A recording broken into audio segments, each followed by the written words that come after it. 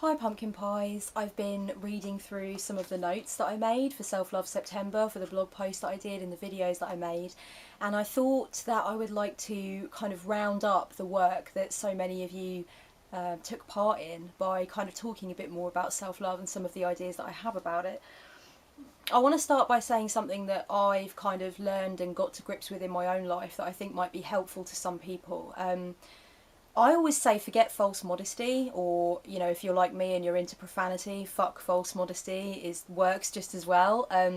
I think that many of us have been conditioned to downplay our natural strengths, and we've been conditioned to believe, certainly on this side of the pond anyway, that it's kind of in bad taste to be impressed by yourself, to be excited by what you achieve, to talk positively about what you're learning or what you're being able to do, and to get really excited about your success.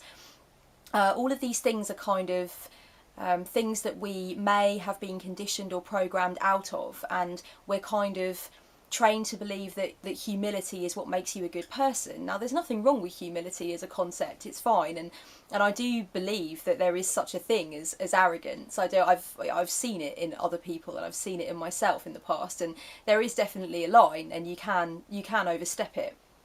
You can become, supremely self-involved to the point where you do have kind of a superiority complex. But I'm not talking about that.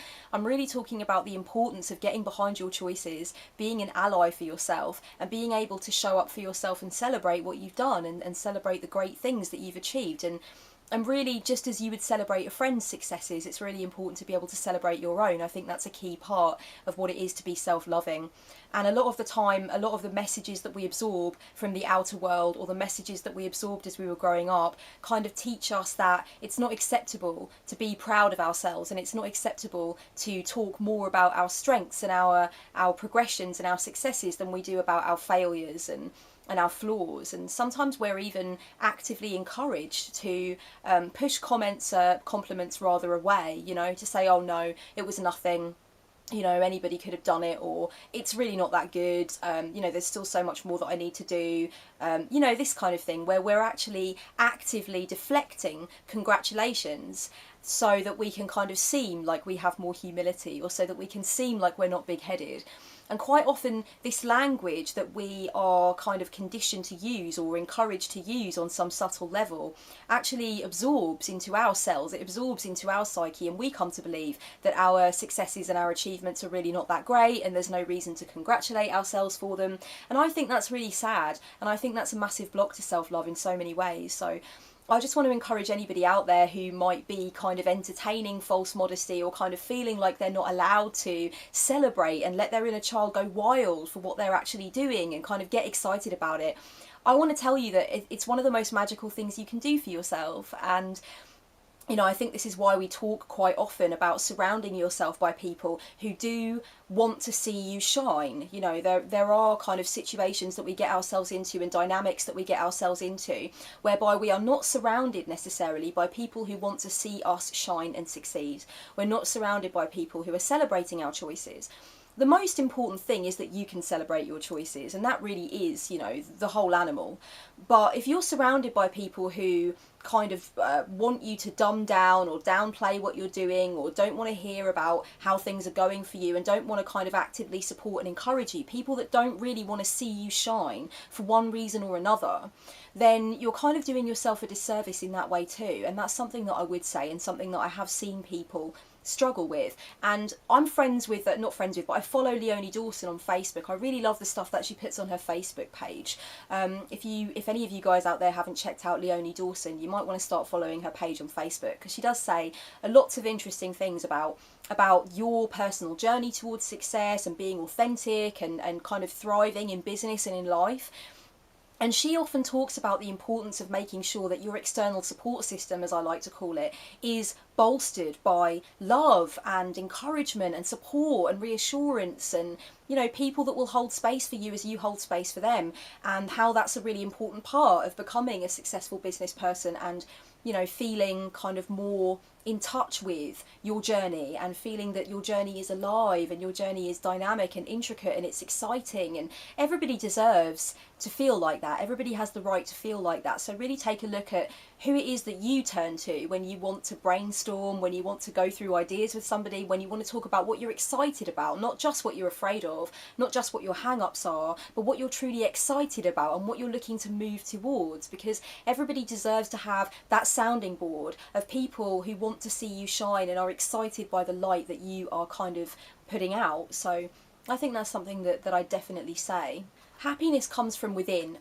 Don't surrender it to outside sources, and don't convince yourself that your happiness rests on somebody else. Don't convince yourself that your happiness rests on somebody saying sorry to you, somebody changing their behaviour, somebody showing up for you more than they do. Don't convince yourself that it rests on having that perfect relationship, that soul partner. Don't convince yourself that it needs to be on hold until your like twin flame turns up or whatever, or until you've gotten to that specific point in your journey where everything looks like it does in the brochure. You know, happiness is really something that you can take into your own hands, and I think such a key part of self-love is understanding that that is the case. Don't fear your power to change things. Don't fear your power to change your situation. You have untold amounts of power inside of you, and I think really a great deal of self-love is understanding where we might be afraid of success, and where we might be afraid of actually reaching our potential and really beginning to shine. And another thing that I would say that I've kind of learned in my own life is that sometimes we're trying to remain in the status quo. So really what's going on is we're experiencing an internal shift. We're experiencing a massive spiritual and intellectual and emotional evolution. We're changing.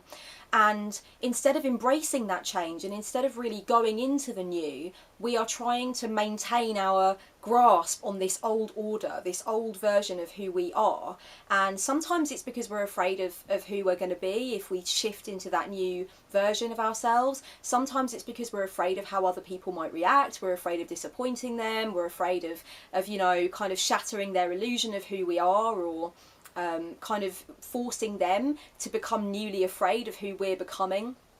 And so we can kind of try and stick ourselves in the status quo and stop ourselves from evolving. I think quite often mapping the versions of yourself that you've been can be really good for this, and I did blog about this during Self Month September, but I think it could stand to be said again. Quite often I think we don't realise on a really conscious level that we can give ourselves permission to change, that we are totally entitled to move with that natural evolution, to move with the tide of it. And when I sat down and figured out all of the versions of myself that I'd ever been, and those key internal changes or external circumstances that really shifted me into a new state of being, I realised that my entire life is basically about movement from caterpillar to butterfly, and it happens in stages. And if you really allow yourself to emerge from a chrysalis, then you'll realise that you're still yourself. You know, you're still who you've always been, but you are permitting yourself to change. You're permitting yourself to expand. And expansion is really a choice. It has to be voluntary. Nobody can force you to expand and become kind of this new version and enjoy life more and understand yourself more and, you know, become more individuated. The universe is expanding, and therefore the human psyche by its very nature evolves to expand too. But you can put a stop to that if you want to. You can stay small if you want to. You can remain that same person that you've been for so long if you want to. Nobody can force you to change, and nobody can help you to change. Only you can really accept that now, yes, is the time for this new version of me to come to fruition, for me to realise new things about myself and to take on new challenges and experiences. So one day, a very long time ago, a boyfriend of mine, I was sat in the pub with him, and he turned to me and he said, "How many versions of yourself have you been in your life so far?"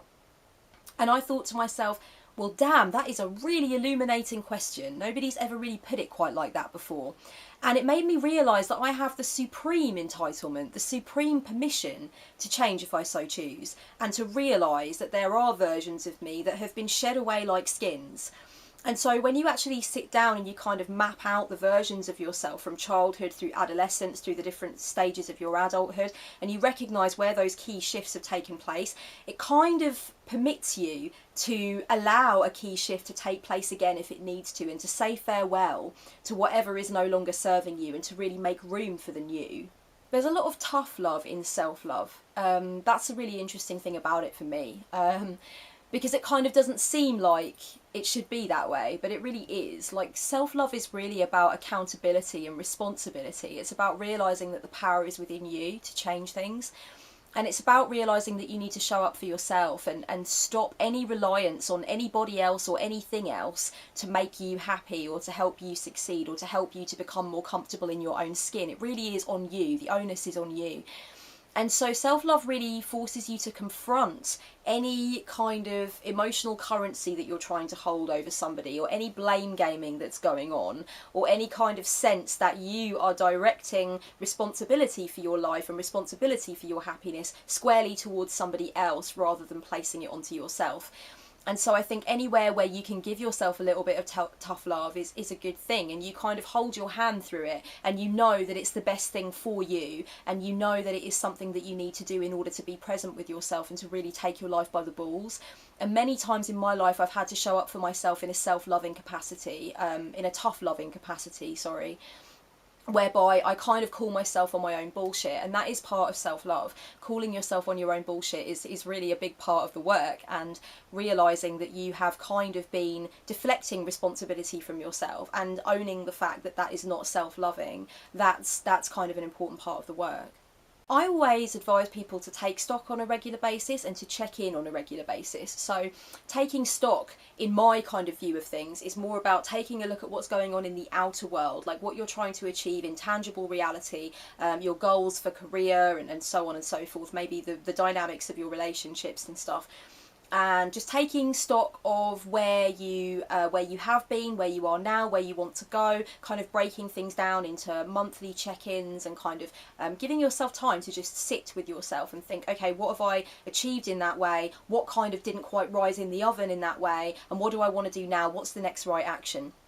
And checking in is kind of, for me, more of a psychological and emotional thing, and it's important to do that, you know, at regular intervals during the day, especially before you make key decisions or before you have tense or difficult discussions with people. I always like to just sit with myself and check in, so I really just go to my core and I figure out how I feel and what I want to say or what I want to do or what would be best for me, and I really just cut away any kind of layers of ego that might be doing their work to kind of force me down a certain road that might feel really good at the time but that I know isn't ultimately going to be the right choice for me. And so I really kind of let spirit become the centre of what's going on. And I'm not one of these people who talks about ego as though it's just a bunch of fear-based mechanisms, because it's not. It's way, way bigger than that. And without a sense of oneself, which is all the ego is when you strip it back, one would actually be quite mad.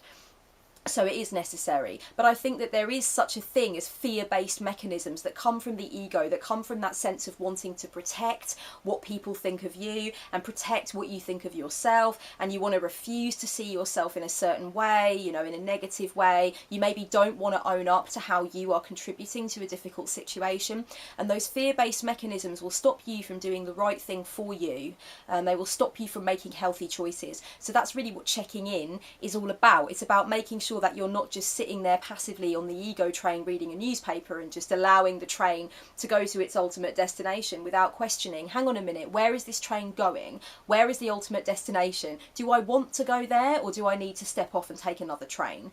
So that's really what checking in is about, and that's a big part of anybody's daily self-love practice, I would say. Recognise unsolicited advice. I think this is one of the most self-loving things that you can do in your life, is to recognise when you are being given advice, or you're being given kind of quite stringent, maybe forceful, or maybe overtly judgmental opinions from people about what you should do and who you should be and what kind of path you should take.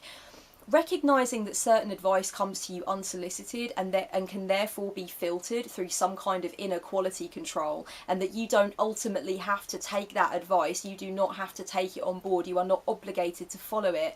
That's a self-loving thing. And another kind of thing that I wanted to talk about that I kind of didn't really get the space and the time to talk about during Self-Love September is recognising what your own narrative is. Like, what's your tale of woe? Because I think the stories that we tell ourselves about our lives and about what's going on in our lives can be really revealing in terms of how much we love ourselves. For example, with me, I've suffered on and off with chronic pain for a really long time. I had an accident when I was 19 and my back was never quite the same since then. And when I actually sat down almost a year ago now and decided to make some really massive changes to the way that I approached it, the way I thought about it and the way I talked about it, what I realised was that the way I talked about it was much more important than I initially thought it was. I had certain tales of woe, you know, that I would constantly tell about my back pain, and they became my personal narrative. And they actually weren't helpful, and they actually weren't of comfort to me, and they weren't empowering. They were distinctly disempowering. And they were the stories that I would tell over and over again. So instead of focusing on, you know, I had this accident and since then I've really strived to kind of get back into my body, and it's a work in progress, but I'm really proud of how I've been showing up for myself. And no, that wasn't my tale at all. You know, my tale was a tale of woe. It was distinctly a tale of woe. It was like this terrible thing happened to me and I've never been quite right since. I feel like I can't live my life. I feel like I just want to get out of my body. I feel like my body is a cage. And it went on in that vein. And actually, you know, again, as I said earlier in the video, these words, these stories, we download them into our sense of self and they become our reality. And so really it's about checking out what stories you're telling and how you can tweak those stories so that they work in your favour and so that they focus more on your sense of empowerment than on disempowerment. And this is not about ignoring the fact that some negative shit is going on. This would never be my advice. I really feel you need to sit with the moment, with every moment, no matter what it entails, and be honest about it and be real about it. But it's really about just recognising, where are you amplifying the negativity where you really needn't? Where are you amplifying the negativity in a way that's distinctly and supremely unhelpful, that is really pitting you against yourself, rather than letting you be with yourself and celebrating what you are trying to do to show up and to make things happen and to make things better for yourself. It's always better to focus on the empowerment that you have at your disposal and how you're utilising and harnessing that empowerment than it is to focus on disempowerment. And I think so many of us tell these stories and they go totally under the radar. We don't even realise that we're doing it, but it's so not self-loving. So I was reading an article on thedailylove.com quite a while ago by a woman called Christine Arillo, and she was writing about how she took her kind of toxic parts of the psyche, these parts that made her feel bad about herself and really kind of like cemented this idea of her as not worthy, and she kind of singled out those parts of the psyche and she personified them, which is really exciting because this is a very Jungian idea, this idea that you take your complexes and instead of attacking them and being in resistance to them, you personify them, you make them into their own little creature, and therefore you become more conscious of them, and therefore you can deal with them more effectively. So this really excited me. And she said that she singled out this little complex, this little chunk of her personality, and she called it her comparison queen.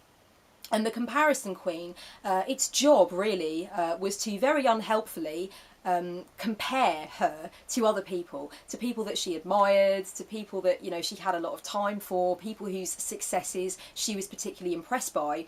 And this little comparison queen inside her would just compare herself to these people, and she'd always come up short and she'd always end up feeling crappy about herself. So she singled out this part of the psyche, her inner comparison queen, and she decided to consciously give it a different job. She decided to redirect the energy that that comparison queen was putting out. She decided to reshape it, and she reshaped it into her talent scout. So instead of looking at people that were succeeding and doing big things and making kind of big accomplishments and kind of letting that feed into her lack of self-worth, she would see those people and she would see them as points of inspiration for her, you know. She was a talent scout. She was looking for things that would turn her on and plug her into her own sense of majesty and help her realise what she could do in her own life and give her ideas and give her motivation and kind of give her that get up and go. So really it was just about recognising where that tiny crappy little part was inside of her that was in resistance to herself and her own sense of love, and actually kind of redirecting it and saying, okay, look, I'm going to give this part of my psyche a different job. It is now the job of my inner comparison queen to actually kind of pick out people that can inspire me to do my own thing and make me feel more empowered and help me realise my sense of what's possible. And this brings me neatly on to another point that I kind of covered in my second toxic comparison video, where I talked about how a lot of the stuff that you see in other people that you envy is the stuff that is just unmanifest within you. And that can be a really important thing to think about, you know, when you get to that nasty stage where you're really beating yourself up. Think about why it is that you envy those particular things. And quite often what you'll realise is that you hold a really strong vision of doing something similar yourself, and you see what somebody is producing in terms of their material or in terms of how they're living their life, whatever the situation is. And you kind of know deep down that you could have that for yourself. You kind of know that it's already a part of you, but you're not quite sure how to access it. And it's great when you start thinking like that, because then you bring stuff back to the self, and that's what it's really all about. It's about what can you look at? What can you accept about yourself? What is it that you want to see change on a conscious level? So yeah, these are just some more thoughts on self-love, and I have really enjoyed being on the exploration with you and talking about it. I mean, it's not something that I just talk about in September, it's something I talk about constantly, and will continue to do so. So I just wanted to put a few more thoughts out there, and so much love and self-love to you all on your very unique and beautiful and majestic journeys. Blessed be.